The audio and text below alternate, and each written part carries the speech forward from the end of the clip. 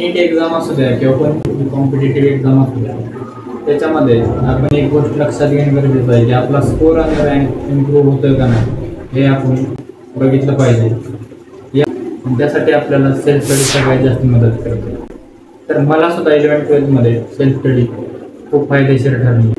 हा व्हिडिओ तुमच्या कोणत्याही एक्झामच्या प्रिपरेशनला नेक्स्ट लेवलला घेऊन जाणार आहे. हा व्हिडिओ स्पेशल अशा विद्यार्थ्यांसाठी आहे जे नीट 2025 आणि 26ची एक्झाम देणार आहे. तर सेल्फ स्टडीचे 4 महत्त्वाचे पिलर असते, खांब असते, ज्याच्यावर आपण नीट नावाची इमारत रचणार आहे. तर ते कोणते आहेत 4 पिलर? पहिला आहे बेसिक कन्सेप्ट. तर बेसिक कन्सेप्ट समजून घेणं हे नीट प्रिपरेशनमध्ये सगळ्यात महत्त्वाचं आहे. दुसरं आहे रिव्हिजन. आपल्या प्रिपरेशनमध्ये खूप सारे रिव्हिजन, बायोलॉजी असू द्या, फिजिक्स असू द्या किंवा केमिस्ट्री असू द्या, सगळ्यांचे खूप सारे रिव्हिजन, प्रत्येक चॅप्टरचे खूप सारे रिव्हिजन होणं गरजेचं आहे. तिसरं आहे क्वेश्चन किंवा MCQ. जास्तीत जास्त क्वेश्चन आणि MCQ आपण सॉल्व्ह केले पाहिजे. चौथा आहे ॲनालिसिस. एक्झाम ॲनालिसिस हे खूप महत्त्वाचं आहे. पोस्ट एक्झाम ॲनालिसिस, आपले एक्झाममध्ये कोणते क्वेश्चन चुकले आणि कोणते आपले एका चॅप्टरमधले कोणता पॉईंट आपला वीक आहे आणि कोणता स्ट्रॉंग आहे हे आपल्याला एक्झाम ॲनालिसिस केल्याच्या नंतर समजणार. तर आता या 4 गोष्टी सोडून आपण क्लासेस, ऑनलाईन किंवा ऑफलाईन क्लासेस आणि लेक्चर करत असतो. तर सेल्फ स्टडी आणि लेक्चर ऑफलाईन असू द्या किंवा ऑनलाईन असू द्या, तर हे आपण कसं बॅलन्स केलं पाहिजे ह्या गोष्टी आपण बघणार. नीट 2025 एक्झामसाठी 6 ते 7 महिने राहिलेला आहे. त्याच्यातले 2 महिने रिव्हिजनसाठी सोडून द्या.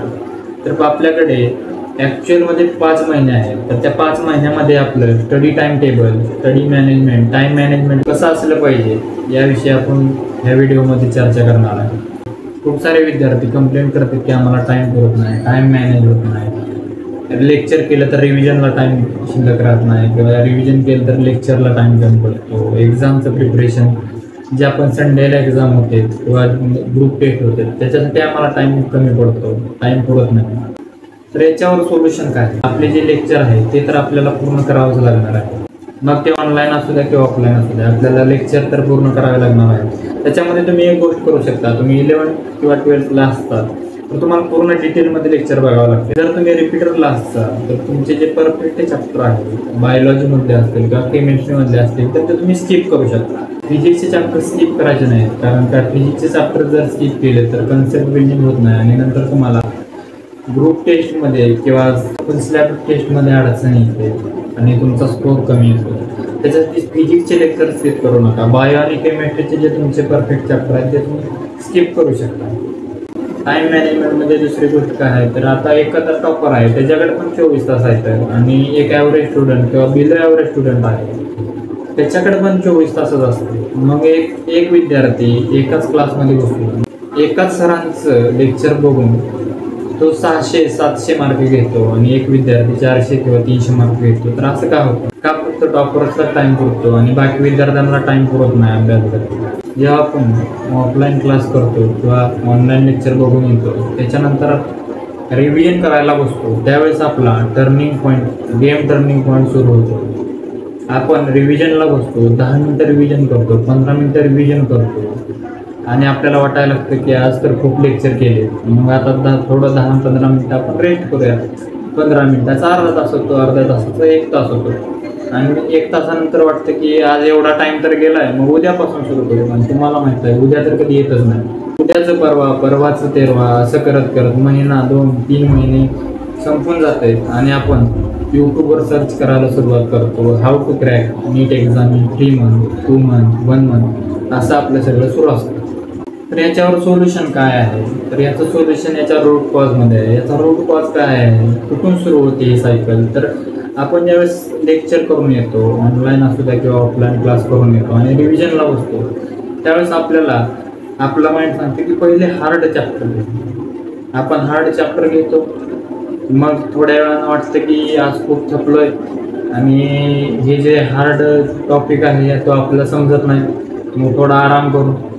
मग ती सायकल सुरू होते आणि तुमच्या सायकलमध्ये फसला. तर याच्यासाठी काय करायचं आहे आपण की जेव्हा पण तुम्ही केव्हा रिव्हिजनला बसताल तर त्यावेळेस इझी चॅप्टर पहिल्यांदा घ्यायचे, इझी टॉपिक सुरुवातीला रिव्हिजनसाठी घ्यायचे, नंतर मीडियम लेवल, नंतर हार्ड लेवल टॉपिक रिव्हिजनसाठी घ्यायचे. दुसरी गोष्ट म्हणजे आपल्याला रिव्हिजन थांबवायचं नाही. लेक्चरवरून आल्याच्या नंतर तुम्ही ज्यावेळेस इझी सब्जेक्ट घेता, इझी सब्जेक्ट घेतल्याच्यानंतरही तुम्हाला कधी कधी वाटतं की आता आपण थकलोय, आता थांबायला पाहिजे, त्यावेळेस तुम्ही सब्जेक्ट इंटरचेंज करू शकता. ही दुसरी टेक्निक आहे की आपण सब्जेक्ट बदलायचा आहे. बायो जर करत असाल तर केमिस्ट्री करायचं, केमिस्ट्री करत असाल तर फिजिक्स करायचं, असं इंटरचेंज करत राहायचं. प्रत्येक अर्धा तासाला तुम्ही असं इंटरचेंज करत राहता.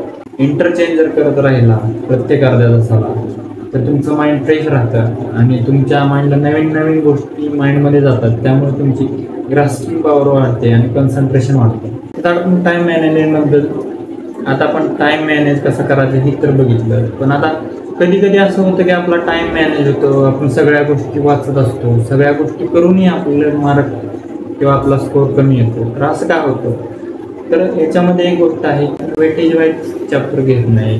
रिव्हिजन करायला असू द्या किंवा लर्न करायला असू द्या, तर आपल्याला एक आपलं टाइम टेबल बनवायचं आहे आणि त्याच्यामध्ये सुरुवात ही हाय वेटेज चॅप्टरपासून करायची. जसं की फिजिक्समध्ये सेमी कंडक्टर, मॉडर्न फिजिक्स आहे, electronic, current electricity, centre of mass असेल, रोटेशनल मोशन असेल.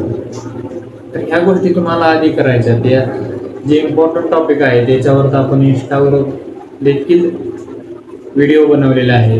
तर आणखी तुम्हाला बायो किंवा केमिस्ट्री जर इम्पॉर्टंट टॉपिकवर जर व्हिडिओ हवे असतील तर तुम्ही कमेंट करा. आपण त्याच्यावर देखील आपण इंस्टा आणि यूट्यूबवर व्हिडिओ बनवून टाकतो. दुसरी गोष्ट आहे ती मोटिवेशन. खूप साऱ्या विद्यार्थ्यांचं म्हणणं असतं की आमचं मोटिवेशन हे कंटिन्युअसली राहत नाही. तर लक्षात घ्यायची गोष्ट अशी आहे की मोटिवेशन ही अशी गोष्ट आहे की ती कंटिन्यू कधी राहू शकत नाही. मोटिवेशन हे फुलबाजासारखं आहे. 1 मिनिट खूप सारा प्रकाश देऊन विझून जातो, पण आपल्याला दिव्यासारखं बनायचं आहे. कमी प्रकाश देतो पण रात्रभर जळत राहतो. तसं आपल्याला आपली नीट जर्नी 100 मीटरची रेस न बनवता आपल्याला मॅरेथॉन बनवायची आहे आणि लॉंग रनसाठी आपल्याला टिकून राहायचं. याच्यासाठी तुम्ही सेल्फ इन्स्पायर्ड पाहिजे. तुमच्या आईवडिलांकडून तुम्ही मोटिवेशन घेत पाहिजे. ते तुमच्यासाठी एवढे कष्ट करतात.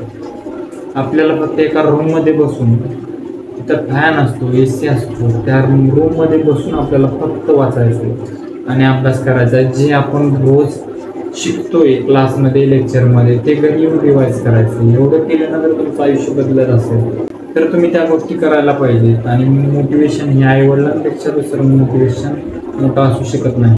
आमच्या वेळेसही काही विद्यार्थी, टॉपर विद्यार्थी यायचे, त्यांना बघितल्यानंतर आम्ही पण इन्स्पायर व्हायचो, मोटिवेट व्हायचो. मग ते मोटिवेशन 2 दिवसात निघून जायचं. तर आपल्याला जर हे मोटिवेशन लॉंग टर्मसाठी टिकून ठेवायचं असेल तर आपल्याला ते मोटिवेशन किंवा इन्स्पिरेशन आपल्याला मधून आलं पाहिजे. वडिलांकडून ते मोटिवेशन येऊ शकतं. त्यामुळे बाहेरच्या मोटिवेशनल व्हिडिओ बघण्यापेक्षा तुम्ही एकदा आपल्या आईवडिलांकडे बघा. तर आपण या व्हिडिओमध्ये बघितलं की बेसिक कन्सेप्ट क्लिअर झाल्या पाहिजे, रिव्हिजन केलं पाहिजे, जास्तीत जास्त MCQ सॉल्व केले पाहिजे. तसंच जी पण एक्झाम झाली आहे, एक्झामच्या नंतर पोस्ट अनालिसिस केलं पाहिजे. त्याच्यानंतर आपला टाईम कसा मॅनेज केला पाहिजे आणि आपण सेल्फ मोटिवेटेड कसं राहिलं पाहिजे, या गोष्टी आपण या व्हिडिओमध्ये बघितल्या. गेल्या 5 महिन्यामध्ये आपलं स्टडी टाइम टेबल कसं असलं पाहिजे याविषयी आपण व्हिडिओ बनवण्या. पुढचा व्हिडिओ कोणत्या टॉपिकवर पाहिजे ह्यासाठी तुम्ही कमेंट करा. तुम्हाला जर पुढच्या 5 महिन्यामध्ये स्टडी टाइम टेबल कसं असलं पाहिजे किंवा मी कोणतं टाइम टेबल फॉलो केलं होतं हे जर तुम्हाला जाणून घ्यायचं असेल तर कमेंट करा. व्हिडिओ पूर्ण बघितल्याबद्दल थँक्यू. आणि आपल्या चॅनलला सबस्क्राईब करा आणि जास्तीत जास्त नीटच्या विद्यार्थ्यांपर्यंत पोहोचवा, त्यांच्या पालकांपर्यंत पोहोचवा, जेणेकरून त्यांचं नीटचं प्रिपरेशन हे इम्प्रूव्ह झालं. थँक्यू.